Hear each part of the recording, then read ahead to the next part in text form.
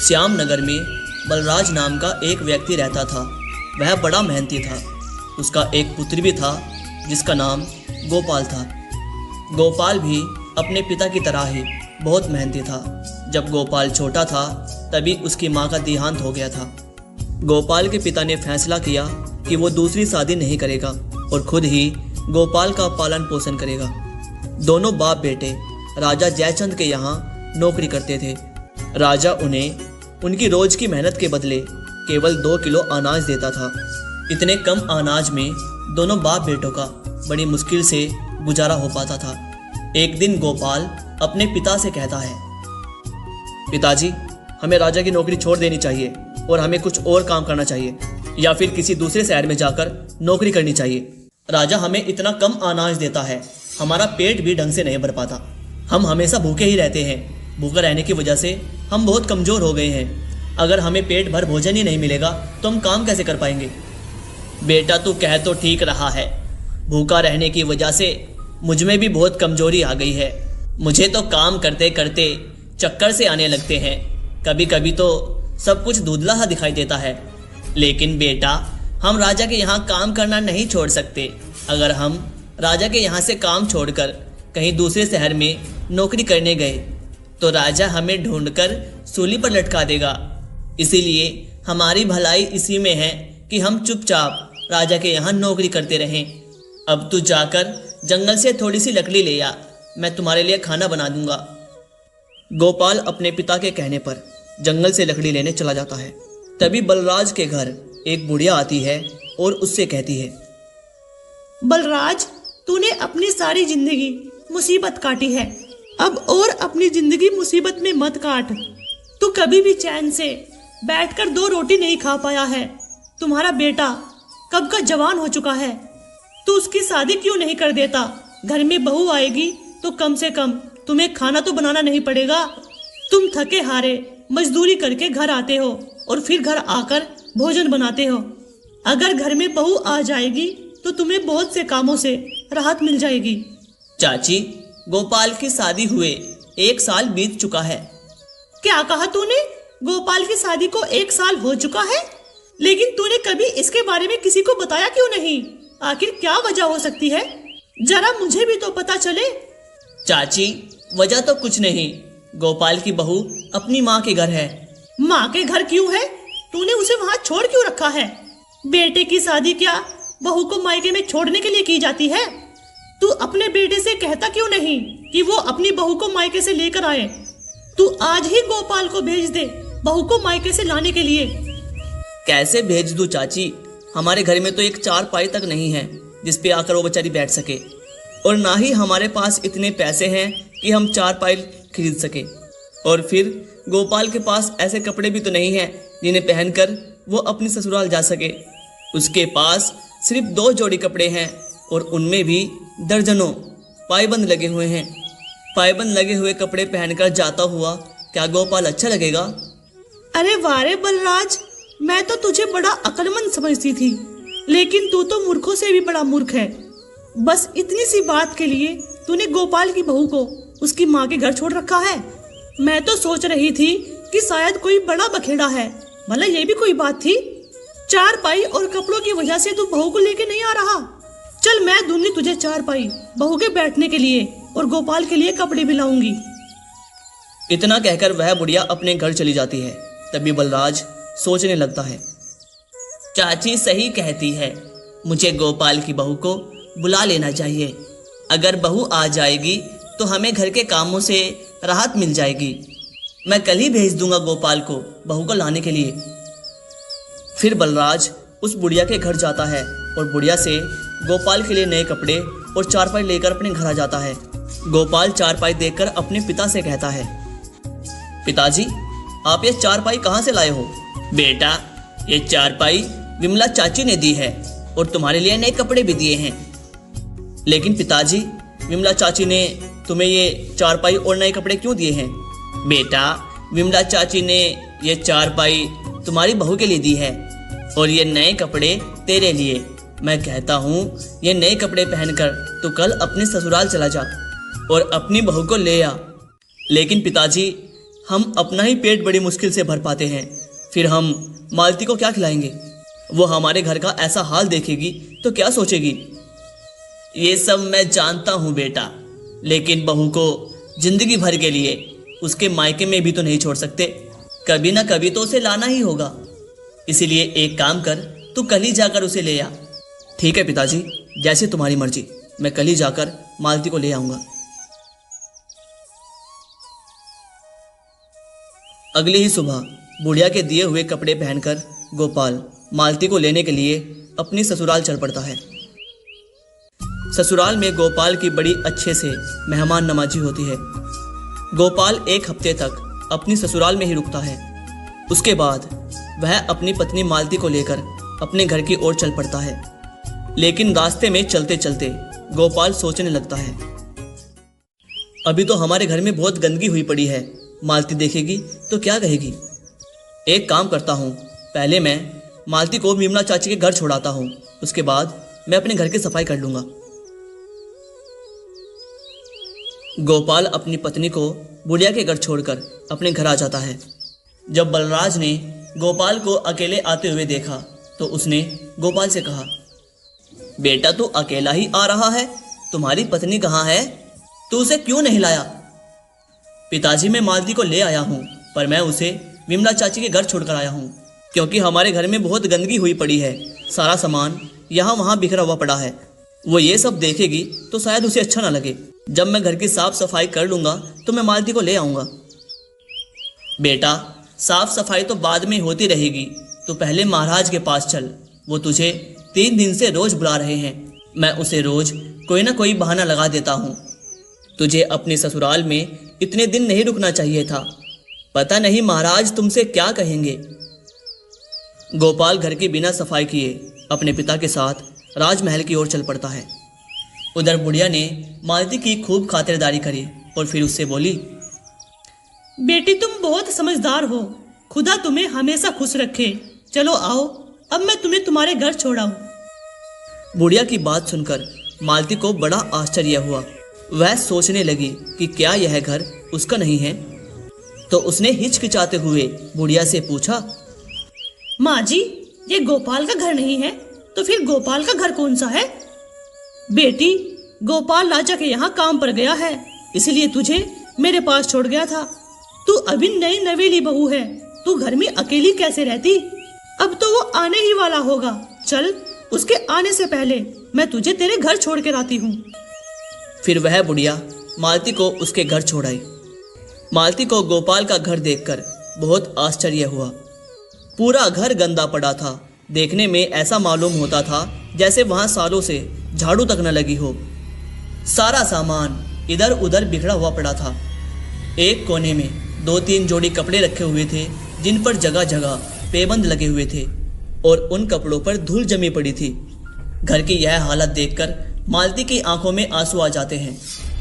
वह सोचने लगती है, ऐ खुदा, पिछले जन्म में मैंने ऐसी कौन सी गलती की थी जिसकी सजा मुझे आप इस जन्म में दे रहे हो? इस घर में तो कुछ भी नहीं है, अब मैं क्या करूं? मेरी तो कुछ भी समझ में नहीं आ रहा। मालती बहुत समझदार और होशियार थी। उसने सोचा कि ये उसके नसीब का एक हिस्सा है। अब उसे कैसे भी करके इस मुश्किल से गुजरना होगा। वो हिम्मत करके घर की साफ सफाई में लग गई। उसने पूरा घर साफ कर दिया और इधर उधर बिखरा पड़ा हुआ सामान सही से लगा दिया। उसके बाद वो बुढ़िया की दी हुई चारपाई पर बैठकर गोपाल के आने का इंतजार करने लगी।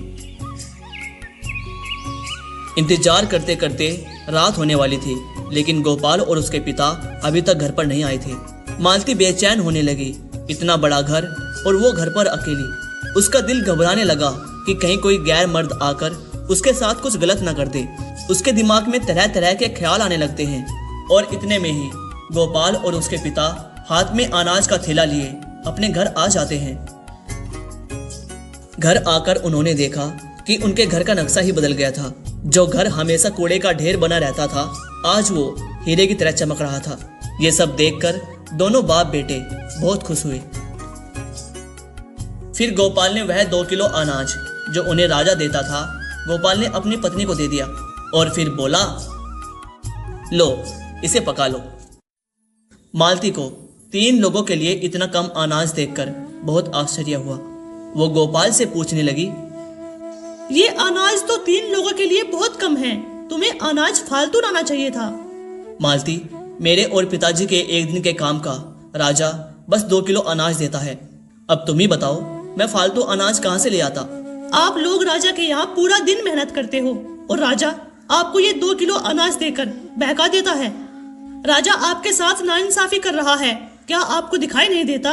बेटा, हम कर भी क्या सकते हैं? आखिर राजा की बात टालने की हिम्मत किसमें है? कल से आप ये 2 किलो अनाज मत लाना। आप महाराज से कहना कि महाराज, हमारा इस 2 किलो अनाज में पेट नहीं भरता है, हम भूखे रह जाते हैं। आपकी बड़ी कृपया होगी अगर आप हमारा अनाज 2 किलो से बढ़ाकर 5 किलो कर दें। और सुनो, राजा से ये बात कहते हुए तुम बिल्कुल भी डरना मत। अगर राजा तुम्हें 5 किलो अनाज देने के लिए राजी हो जाए तो ठीक है, वरना तुम उससे काम के लिए मना कर देना। अगर राजा को तुमसे काम करवाने की जरूरत होगी तो वो तुमसे काम करवाएंगे, वरना नहीं करवाएंगे। मालती, अभी तुम राजा को जानती नहीं हो जो तुम ये बात कह रही हो। अगर हमने राजा से ये कह दिया ना तो हमारी जुबान कटवा देंगे। ऐसे कैसे राजा तुम्हारी जुबान कटवा देंगे? तुमने किसी को लूटा तो नहीं है और ना ही तुम झूठ बोल रहे हो, फिर तुम्हें किस बात का डर है? अपना हक मांग रहे हो और जो अपना हक नहीं मांग सकता वो कुछ नहीं कर सकता। इसीलिए मैं फिर से कहती हूँ, आप राजा से अनाज बढ़ाने की बात जरूर करना। ठीक है बेटा, अगर तू इतना कह रही है तो मैं कल राजा से अनाज बढ़ाने की बात जरूर करूंगा। अब तुम इस अनाज को बना लो। अगले दिन गोपाल और उसके पिता राजा के पास गए और फिर उनके पास पहुंचकर बलराज राजा से बोला, महाराज, मैं यहाँ आपसे अपने अनाज के बारे में बात करने आया हूँ। आप हमें पूरा दिन मेहनत करने के बाद बस 2 किलो अनाज देते हो। इतने से अनाज में हमारा गुजारा नहीं हो पाता। महाराज, आपसे गुजारिश है, अगर आप हमारा अनाज 2 किलो से बढ़ाकर 5 किलो कर दो तो आपकी बड़ी कृपया होगी। बलराज, तुम्हें यह बात पहले बतानी थी। भूखा रहना अच्छी बात नहीं है। अगर तुम भूखे रहोगे तो खाली पेट काम कैसे करोगे? मैं आज से ही तुम्हारा अनाज 5 किलो नहीं बल्कि 6 किलो कर देता हूँ। फिर राजा मंत्री से कहता है, मंत्री जी, आज से ही बलराज का अनाज बढ़ाकर 2 किलो से 6 किलो कर दिया जाए और दूसरे जितने भी मजदूर हैं सभी का अनाज बढ़ा दिया जाए। राजा का फैसला सुनकर दोनों बाप बेटे 6 किलो अनाज लेकर खुशी खुशी अपने घर चले आए। जब मालती ने गोपाल के सर पर अनाज का बड़ा थैला देखा तो वह समझ गई कि राजा ने उनकी बात मान ली है। फिर उसने उन दोनों से पूछा, इस थैले को देखकर मालूम होता है कि राजा ने तुम्हें 5 किलो अनाज दे दिया है। उन्होंने तुम्हें कुछ कहा तो नहीं? नहीं बेटी, कुछ नहीं कहा। हमने महाराज से अपनी मजदूरी का 5 किलो अनाज मांगा, लेकिन महाराज ने हमें 6 किलो अनाज दिया। अब से हर रोज हमारी मेहनत का महाराज हमें 6 किलो अनाज देंगे। हम महाराज से खामखा डरते हैं, लेकिन महाराज तो बड़े दयालु हैं। उन्होंने हमारे साथ साथ सभी मजदूरों के अनाज में बढ़ोतरी कर दी है। सभी घर वाले बहुत खुश थे। बलराज ने मालती को बहुत दुआएं दी। मालती बहुत होशियार थी। राजा के द्वारा दिए गए अनाज से वो रोज आधा अनाज बचा लेती थी और आधे को पका लेती थी। लगभग 2 महीनों तक उसने यही काम किया। फिर एक दिन उसने अपने ससुर से कहा, आज आप राजा से कहना कि मैंने अपने बेटे की शादी कर दी है।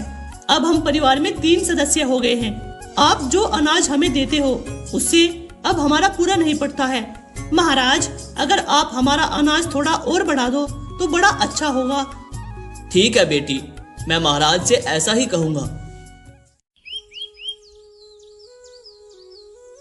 अगले दिन शाम को अपना काम खत्म करके दोनों बाप बेटे राजा के पास गए और राजा से बोले, महाराज, मैंने अपने बेटे गोपाल की शादी कर दी है। अब हमारे घर में 3 सदस्य हो गए हैं। अगर आप हमारा अनाज थोड़ा और बढ़ा देंगे तो बड़ा अच्छा होगा। ये तो तुमने बहुत अच्छा किया बलराज, जो तुमने गोपाल की शादी कर दी। मंत्री से कहकर मैं तुम्हारा अनाज आज ही 10 किलो करवा दूंगा। दोनों बाप बेटे 10 किलो अनाज लेकर घर आ गए। 10 किलो अनाज को देखकर मालती बहुत खुश हुई। अब वो आधे से भी ज़्यादा अनाज को बचा लेती थी और बाकी को पका लेती थी। ये सिलसिला 8 महीनों तक चलता रहा। मालती ने अब बहुत सारा अनाज इकट्ठा कर लिया था। फिर एक दिन उसने अपने पति और ससुर से कहा, बाबूजी, आज के बाद आप राजा के यहाँ काम करने नहीं जाओगे। कब तक आप दोनों यूं ही मजदूरी करते रहोगे? मजदूरी से बस हमें सिर्फ 2 वक्त का खाना मिल सकता है और कुछ भी नहीं। अगर बेटी हम मजदूरी नहीं करेंगे तो क्या करेंगे? आप चिंता मत करो। आपको राजा जो अनाज देते हैं उसमें से मैंने आधे से ज्यादा अनाज बचा रखा है। इस प्रकार मैंने काफी अनाज बचाकर इकट्ठा कर लिया है। अब तुम दोनों बाजार में कोई दुकान खोल लो और उसमें अनाज बेचने का काम शुरू कर दो। खुदा ने चाहा तो कुछ ही दिनों में हमारा कारोबार अच्छा चलने लगेगा। ठीक है बेटी, मैं आज ही बाजार जाकर कोई दुकान देख कर आता हूँ। फिर हम कल से ही उसमें अनाज बेचना शुरू कर देंगे। बलराज ने बाजार में एक दुकान किराए पर ले ली और अगले ही दिन अनाज बेचना शुरू कर दिया। और कुछ ही दिनों में उनका कारोबार बड़ा अच्छा चलने लगा। दुकान पर ग्राहकों की लाइन लगी रहती थी। ये सब देखकर दोनों बाप बेटे बहुत खुश थे। दोनों जब भी दुकान से घर आते तो कुछ ना कुछ सामान घर के लिए जरूर लाते। एक दिन मालती घर के बाहर ऐसे ही बैठी होती है कि तभी उसकी नज़र घर के बाहर पड़े हुए एक सोने के हार पर जाती है। सोने का हार देखकर मालती की आंखें आश्चर्य से फटी की फटी रह जाती है। मालती जल्दी से उस हार को उठाती है और उसे घर में ले जाकर ऐसी जगह छुपा देती है जहां किसी की नज़र न पड़े। और उसी दिन ढिंडोरची ने पूरे नगर में ऐलान किया, सुनो सभी गांव के लोगों, गौर से सुनो। एक चील रानी का सोने का हार लेकर उड़ गई है। जिस किसी इंसान को भी वह हार मिले वह उसे राजा को लौटा दे। उसके बदले राजा उस शख्स को मुंह मांगा इनाम देंगे। रानी के हार की खबर पूरे नगर में फैल गई। हर किसी की जुबान पर सिर्फ रानी के हार की चर्चा थी। जब यह बात मालती को पता चली तो उसने हार के बारे में किसी से कोई जिक्र नहीं किया। इसलिए राजा को अभी तक रानी का हार नहीं मिला। राजा बहुत परेशान था। वो मंत्री से बोला, मंत्री जी, हार के बारे में कुछ पता चला या नहीं? नहीं महाराज, अभी तक कुछ पता नहीं चला, लेकिन हार की तलाश जारी है महाराज। तुम एक काम करो, पूरे नगर में दोबारा ऐलान करवाओ कि अभी तक रानी का हार नहीं मिला है। अगर किसी भी शख्स को रानी के हार के बारे में कुछ भी पता हो, वो बिना डर के राजा के दरबार में आकर राजा को बताए, और जो भी हार ला कर देगा उसे मुंह मांगा इनाम दिया जाएगा। मंत्री ढिंडोरची से पूरे नगर में एक बार फिर से ऐलान करवा देता है।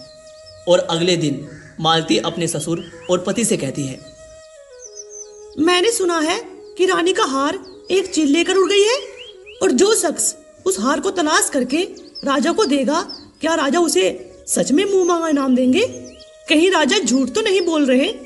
नहीं बहू, महाराज कभी झूठ नहीं बोलते। वो जो भी वादा करते हैं उसे जरूर पूरा करते हैं। राजा को ज्योतिषियों ने बताया कि हार किसी के घर के आगे पड़ा है। पिताजी, ज्योतिषी सही कहते हैं। वह हार हमारे घर के आगे पड़ा हुआ था और वह हार अब मेरे पास है। बलराज वह हार मालती से लेकर राजा को दे आता है। रानी का हार देखकर राजा बहुत खुश होता है। तभी राजा बलराज से कहता है, बलराज, हम तुमसे बहुत खुश हैं। शर्त के मुताबिक अब तुम हमसे जो मांगना चाहते हो मांग सकते हो। हम तुम्हें कुछ भी मना नहीं करेंगे। महाराज, मैं आपसे क्या मांग सकता हूँ? आपके पहले से ही हमारे ऊपर बहुत सारे उपकार हैं। महाराज, ये तो मैंने अपने कर्तव्य का पालन किया है। मैं जानता हूँ तुम एक बहुत ईमानदार और सच्चे इंसान हो, लेकिन तुम्हें कुछ न कुछ तो अवश्य ही मांगना होगा। मैं तुम्हें तुम्हारी ईमानदारी का इनाम देना चाहता हूँ।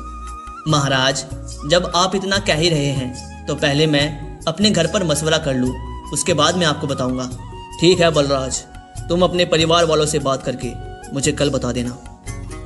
राजा से इतना कहकर बलराज अपने घर आ जाता है और घर आकर मालती से कहता है, बेटी, महाराज मुझे इनाम देना चाहते थे, लेकिन मैंने उनसे कह दिया कि घर वालों से बात करके बताऊंगा। आपने बहुत अच्छा किया पिताजी। अब आप राजा से जाकर कहना, महाराज अगर आप हमें जमीन का थोड़ा सा टुकड़ा दे दो तो हम उस पर खेती करके अपने परिवार का गुजारा सही तरीके से कर सकते हैं। ठीक है बेटी, जैसा तुम कह रही हो मैं महाराज से वैसा ही कह दूंगा। अगले दिन बलराज महल जाकर राजा के सामने खड़ा हो गया। फिर राजा बलराज से बोला, कहो बलराज, परिवार वालों से क्या मशवरा करके आए हो? महाराज अगर आप मुझे जमीन का थोड़ा सा टुकड़ा दे दें तो मैं उस पर खेती करके अपने परिवार का गुजारा कर सकता हूँ। फिर मुझे और मेरे बेटे को भी मजदूरी करने की जरूरत नहीं पड़ेगी। ठीक है बलराज, मैं आज ही तुम्हें 5 बीघा जमीन दिला देता हूँ और मेरी दुआ है इस जमीन पर खेती करके तुम खूब फलो फूलो और जीवन में आगे बढ़ो। फिर राजा मंत्री से कहलवाकर बलराज को 5 बीघा जमीन दिलवा देते हैं। अब बलराज दिन रात खेत पर मेहनत करता है और गोपाल दुकान का काम संभालता है और कुछ ही दिनों में वो बहुत मालदार हो जाते हैं और फिर गोपाल एक बहुत ही शानदार घर खरीद लेता है। अब उनके घर में किसी भी चीज की कमी नहीं थी। इस प्रकार गोपाल की बहू की समझदारी और चालाकी से उनके गरीबी के दिन कुछ ही दिनों में अमीरी में बदल गए।